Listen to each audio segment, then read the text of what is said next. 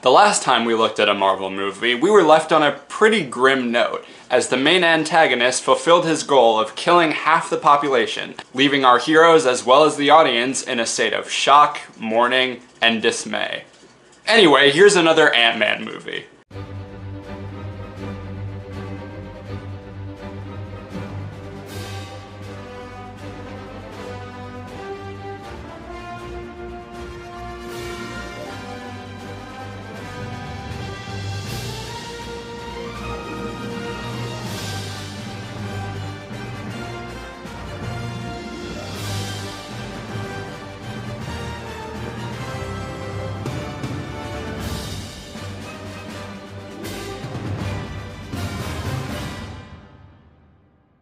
Hey guys, JamesMCD Reviews here, and welcome to the penultimate episode of Marvel Month. Today, I'm going to be talking about Ant-Man and the Wasp, released in 2018, directed once again by Peyton Reed. Paul Rudd is back as Ant-Man, who, as we learned in Infinity War, has been placed under house arrest after the events of Captain America: Civil War. But on his last day, he has a vision of Janet Van Dyne, Hank Pym's wife, who went subatomic and got lost in the quantum realm.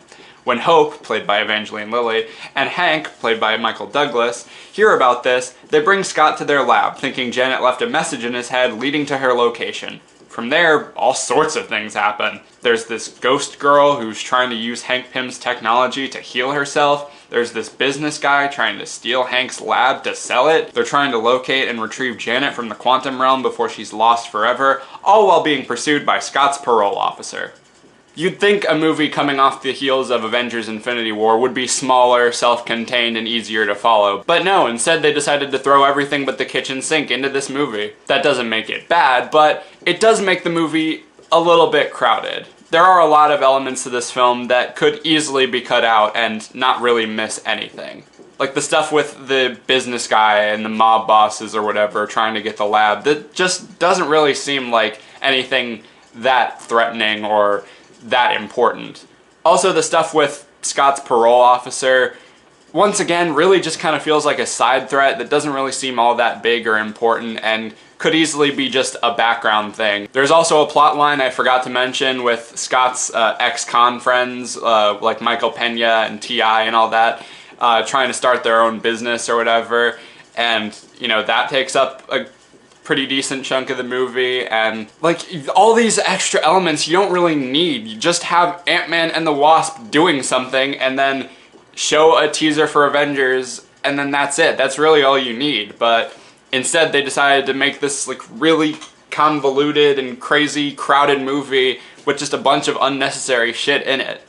Like I said, it doesn't mean it's bad, it's just really crowded and kind of unnecessary. The charm of the Ant-Man movies are still there. I really like Paul Rudd. I think he's really funny and charismatic and charming. He has some great lines in the movie, and he works well off the other characters. This is the first time we get to see Evangeline Lilly suit up as the Wasp, and she is absolutely badass. I think the Wasp suit looks really great.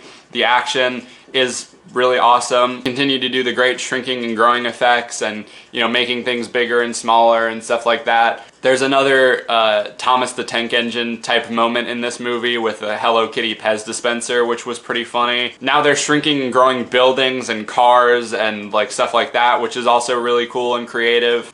And the reveal of Janet Van Dyne, played by Michelle Pfeiffer, was pretty cool. I'm glad that they got her back as, you know, like an extra character, and I think Michelle Pfeiffer does a really good job. Now, I know that when the movie first came out, there were a lot of people that were pretty hard on the movie because, you know, coming off the heels of Infinity War, having this like goofy side quest type of movie was kind of underwhelming, but I feel like that was intentional. Like, after Infinity War, you know, kind of left a really big hole in the hearts of several MCU fans and, you know, kind of left us in a bit of a depression. I feel like this is what we needed, you know, just a small, fun, you know, turn your brain off type of comedy. You know, that's lighthearted, it has characters that you know, care about and like, and you're not meant to take it too seriously. It's just a bit of fun, and it's a nice palate cleanser to, you know, help you get over the trauma of seeing Spider-Man fade to ash. At least until you get to the mid-credit scene where it completely kicks you in the teeth and becomes really dark. Hank!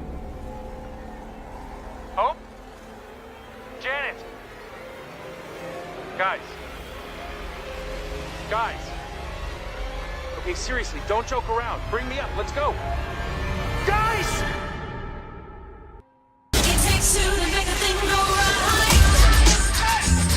So yeah, Ant-Man and the Wasp, while it does do some aspects of the first movie a little bit better, I wouldn't say it's as good.